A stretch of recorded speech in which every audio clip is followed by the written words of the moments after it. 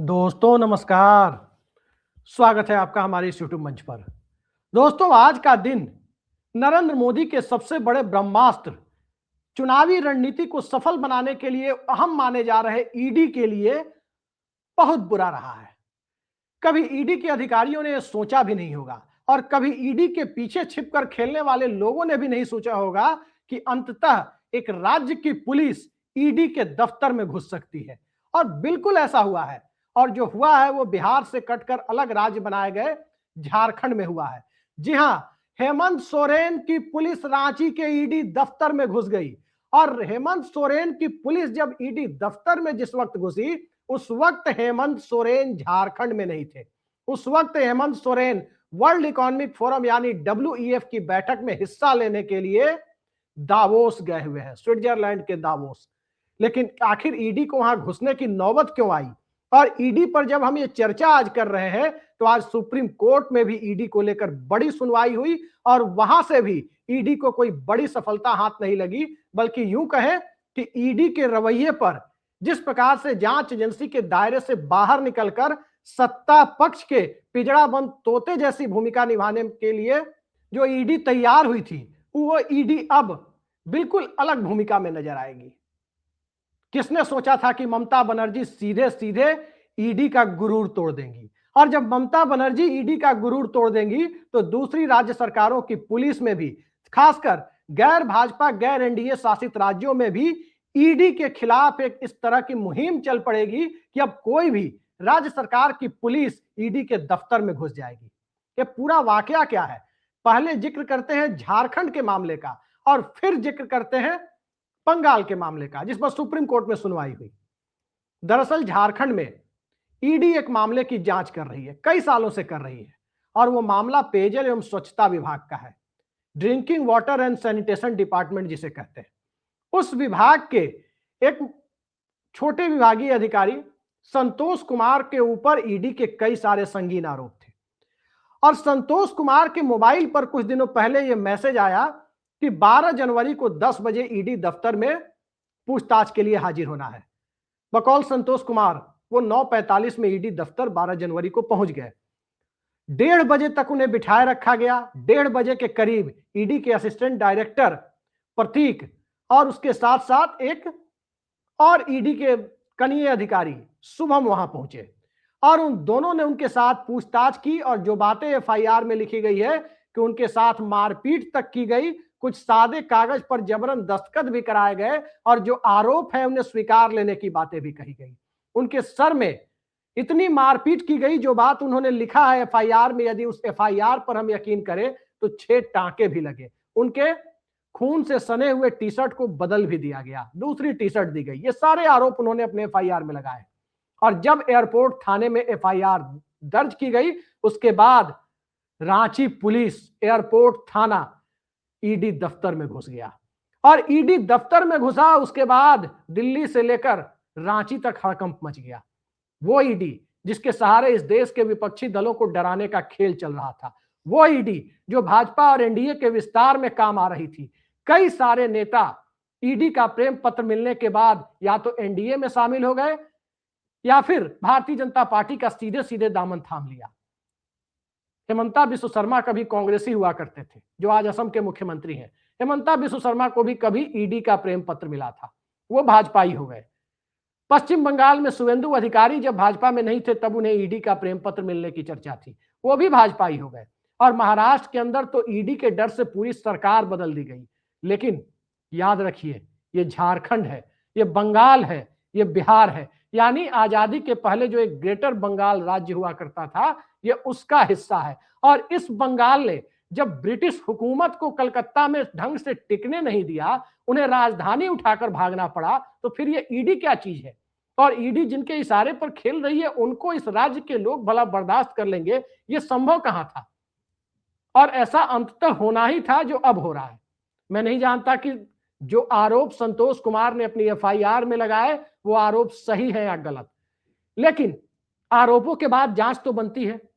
आखिर supreme court में भी ईडी ने आरोप लगाए ममता बनर्जी की सरकार पर, और अंततः वहां भी कुछ रोक वगैरह लगाई गई है, खासकर राज्य सरकार के लोगों ने ईडी पर जो एफआईआर की थी उस पर सुप्रीम कोर्ट ने 3 फरवरी तक रोक लगाई है।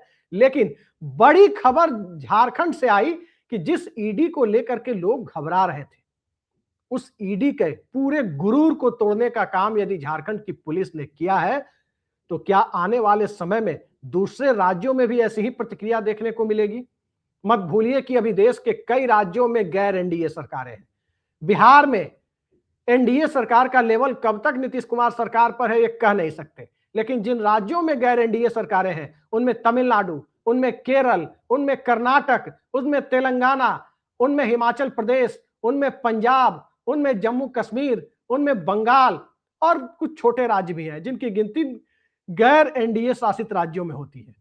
सवाल यह है कि आखिर जांच एजेंसियां इतना नीचे कैसे गिर रही है? किसी भी जांच एजेंसी का इकबाल निष्पक्षता के आधार पर तय होता है। और कुछ दिनों पहले ही, कुछ महीनों पहले ही एक खबर आई थी कि ईडी ने जिस प्रकार की हरकत की और जिस प्रकार से ईडी जांच कर रही है, हाल फिलहाल जितने भी मामले खासकर राजनीतिक नेताओं के खिलाफ दर्ज किए गए, उसमें कन्विक्शन रेट 1% से भी कम है। 1% से भी कम मामलों में वो सजा दिला पा रही है। यूं कहे आधा % से भी कम है, 0.4% है। फिर इस ईडी का भला इकबाल कौन मानेगा? ये सवाल लंबे वक्त से बना हुआ था। और आखिर क्या हुआ उन मामलों का? जब जनता दल यूनाइटेड के एक एमएलसी जो अब एमएलए बन चुके हैं, कभी वो राजद में थे, उनके ऊपर ईडी गई थी। अब जनता दल यूनाइटेड भारतीय जनता पार्टी के साथ है। कब तक है किसी को नहीं पता, लेकिन साथ है। उस दरमियान ईडी क्या कर रही है? क्यों नहीं जा रही है? क्यों नहीं उन्हें गिरफ्तार कर रही है? भारतीय जनता पार्टी के किसी नेता तक ईडी क्यों नहीं पहुंचती? क्या भारतीय जनता पार्टी के नेता किसी वॉशिंग मशीन से धुल कर आए हैं या सत्यवादी राजा हरिश्चंद्र के अवतार बनकर जन्म लिए हैं जिस वजह से ईडी उन तक नहीं पहुंचती? हेमंत सोरेन को भी ईडी ने जेल में डालने का काम किया था। 4 महीने के लिए हेमंत सोरेन ने अब एक नया मुख्यमंत्री भी बनाया था और वो मुख्यमंत्री अंततः भारतीय जनता पार्टी में चला गया। लेकिन हेमंत सोरेन की पार्टी को तोड़ने, सरकार को तोड़ने, सिस्टम को हिलाने की जो कवायद चल रही थी वो कामयाब नहीं हुई। कुछ हफ्तों पहले ये खबर भी आपने सुनी होगी कि झारखंड में हेमंत सोरेन एनडीए में आ रहे हैं। इस तरह की खबरें भी उड़ाई गई। और अब जब हेमंत सोरेन एनडीए में नहीं आ रहे हैं, उल्टा हेमंत सोरेन की पुलिस ने ईडी के ऊपर ही एफआईआर कर दी और ईडी के दफ्तर में घुसकर ईडी के लोगों की तलाशी लेने का काम किया। उससे तो कहीं ना कहीं ईडी की प्रतिष्ठा जितनी गिरी है, उससे कहीं ना कहीं सीधी चुनौती, बल्कि कई गुना ज्यादा चुनौती और प्रतिष्ठा गिरने का काम नरेंद्र मोदी सरकार का हुआ है।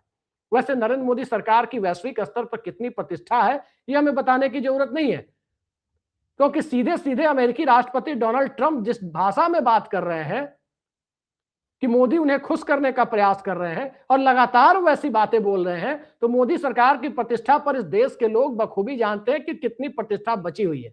लेकिन इससे भी बड़ा सवाल यह है कि देश के अंदर प्रधानमंत्री एक इंस्टीट्यूशन होता है, एक संस्थान की तरह है। प्रधानमंत्री इस देश की सत्ता का, केंद्र की सरकार का न्यूक्लियस होता है।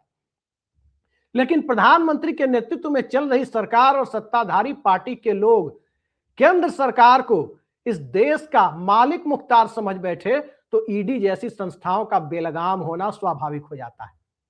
देश का प्रधानमंत्री देश का मुखिया नहीं होता। और यह बात भारतीय जनता पार्टी के शीर्ष पर बैठे हुए लोग नहीं समझते। इस देश का संवैधानिक मुखिया देश का राष्ट्रपति होता है, जिसके अधीन केंद्र सरकार केंद्रीय सूची और समवर्ती सूची के विषयों पर काम करती है, राज्य सरकारें राज्य सूची और समवर्ती सूची के विषयों पर काम करती है। State list and concurrent list. Concurrent list यानी समवर्ती सूची में जहां कहीं भी मतभेद होता है उसमें केंद्र सरकार का अपर हैंड होता है।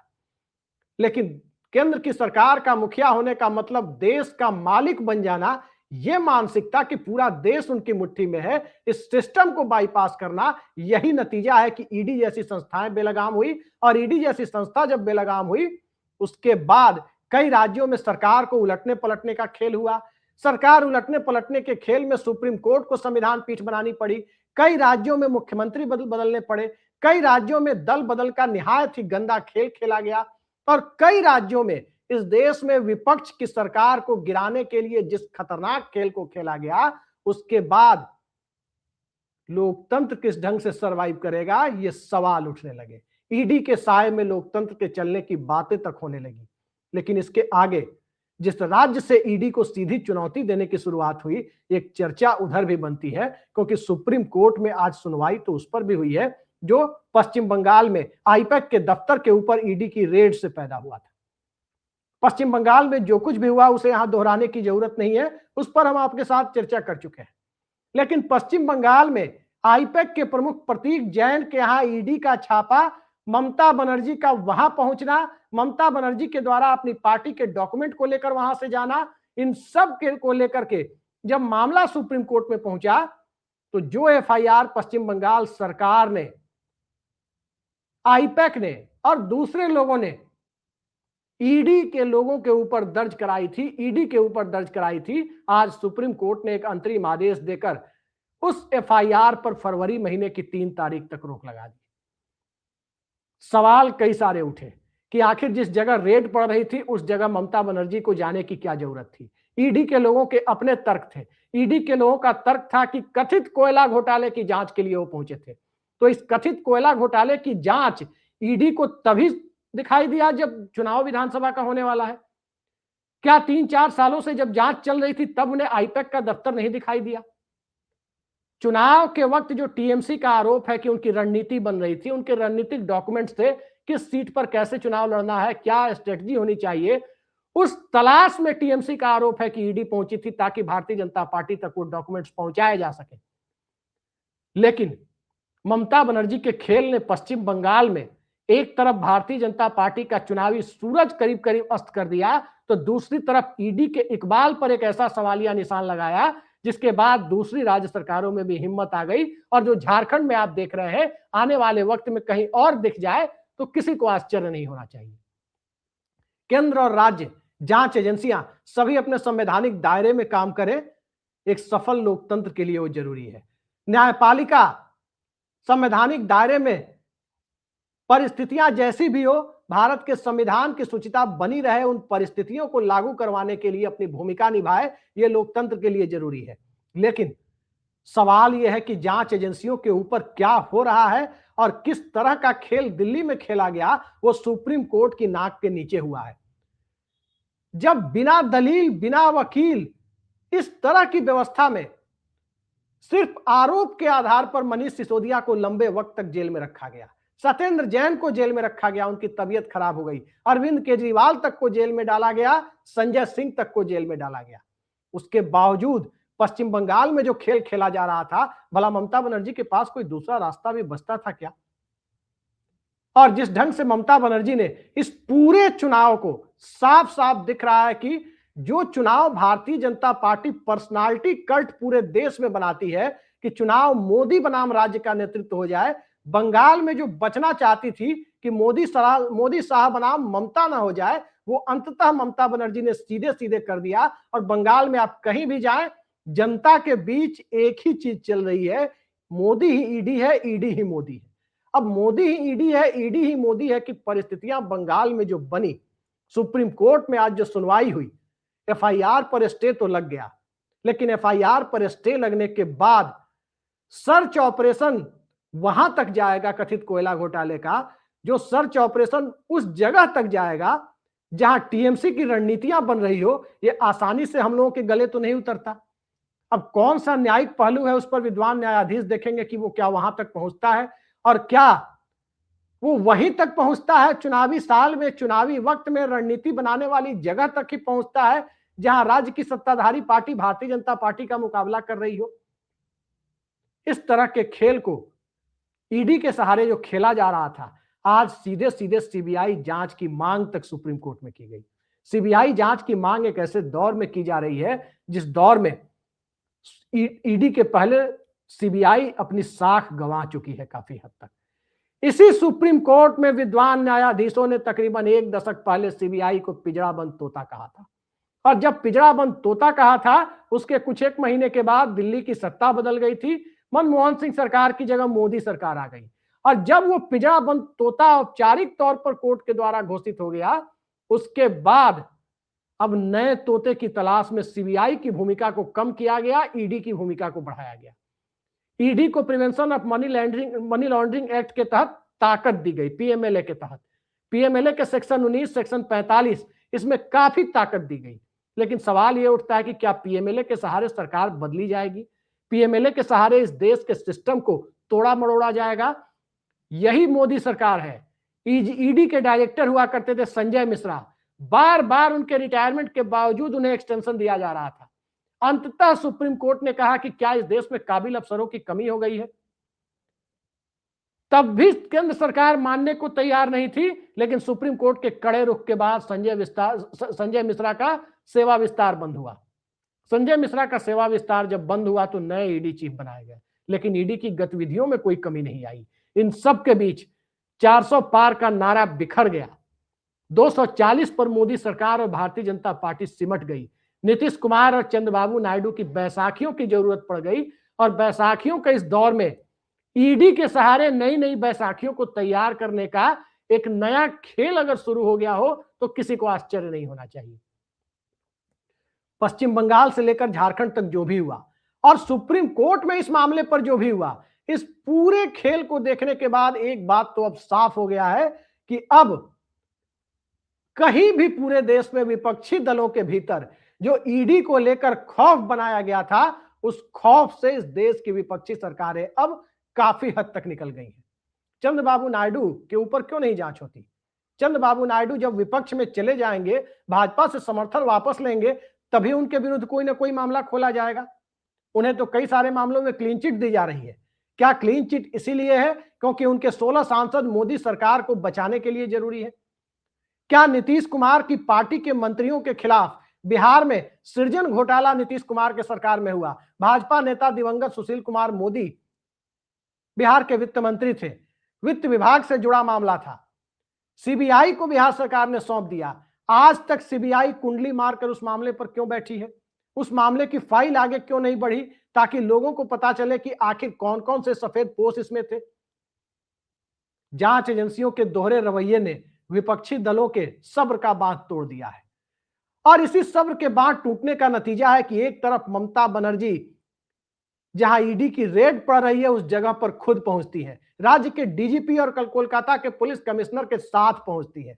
एक तरफ झारखंड में ईडी के दफ्तर में हेमंत सोरेन की पुलिस पहुंच जाती है, और ईडी के दफ्तर में जब हेमंत सोरेन की पुलिस घुस गई, उस वक्त यह तय हो चला है कि अब नरेंद्र मोदी की सरकार की जांच एजेंसियों को मानने के लिए, उन जांच एजेंसियों को जिनके बारे में एक आम आदमी भी जानता है कि ये सत्ता के लिए, सत्ता के द्वारा खेला जाने वाला एक अजीब सा तर्क है कि जहां विपक्ष है वहीं जाकर जांच करो, उससे साफ हो जाता है कि अब आने वाले वक्त में सीबीआई के बाद ईडी, और ईडी का खौफ खत्म होने के बाद शायद अब मोदी सरकार को किसी नई जांच एजेंसी की जरूरत पड़ जाए।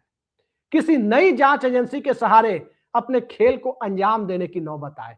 हो सकता है कि कोई नई जांच एजेंसी गढ़ भी ली जाए, संसद में साधारण बहुमत से ही इस तरह के काम होते हैं, या कैबिनेट के फैसले से ही कोई नई जांच एजेंसी बना दी जाए।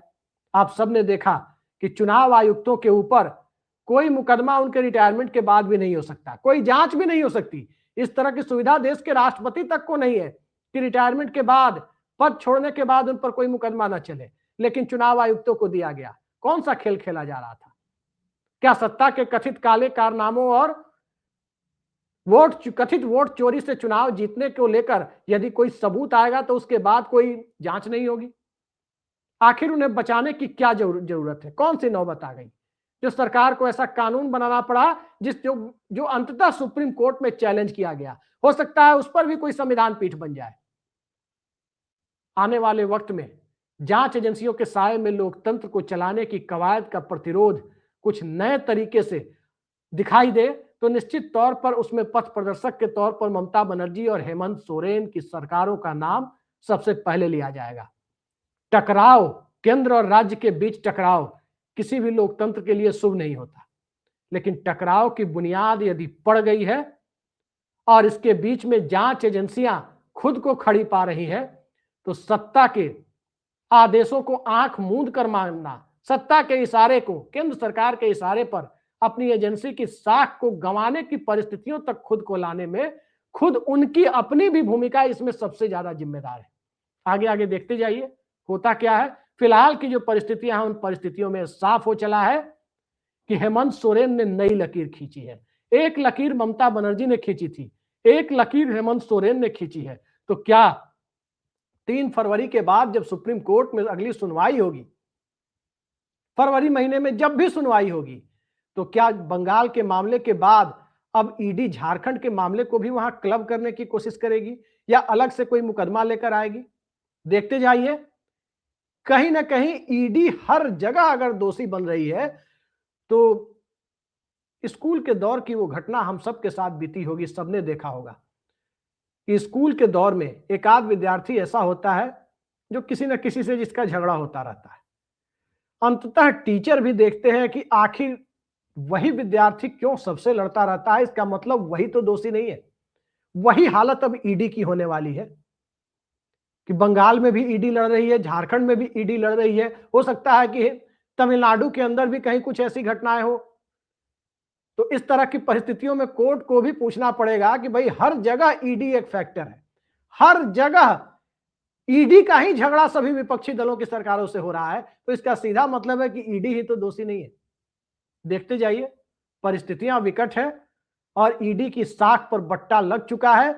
ममता बनर्जी और हेमंत सोरेन ने नई लकीर खींच दी है और उन नई लकीरों के आगे अब नई लकीर खींचने की बारी सुप्रीम कोर्ट की है कि जांच एजेंसियों के दायरे को, जांच एजेंसियों के काम करने के तरीके को एक गाइडलाइंस के सहारे परिभाषित करे और राज्य सरकार और केंद्र सरकार को भी किसी भी प्रकार की जांच के लिए गाइडलाइंस के लिए जारी करने पर मजबूर करे। देखते हैं कितनी गाइड और कितना लाइंस, इन दोनों के बीच में सिस्टम किस प्रकार से जो चरमराता दिख रहा है वो पटरी पर लौटता है। आज के लिए इतना ही। नमस्कार।